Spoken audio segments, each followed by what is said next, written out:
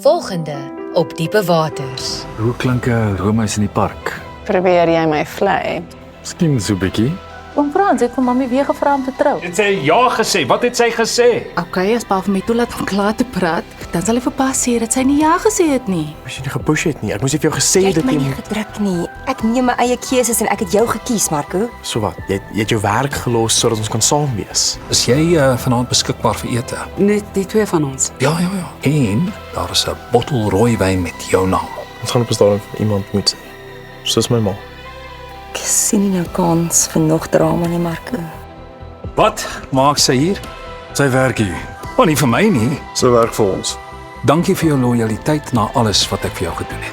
Ek het op sy gestaan toe jy my huis by my gevat het. En vir wat? Net sodat jy my weer in die rug kan steek, Die hè? pa het ons nog nooit ondersteun nie. Gaan jy vir my sê wat aangaan? Asseblief sê my, is daar iets waaroor ek moet bekommerd wees? Ek het 'n meisie.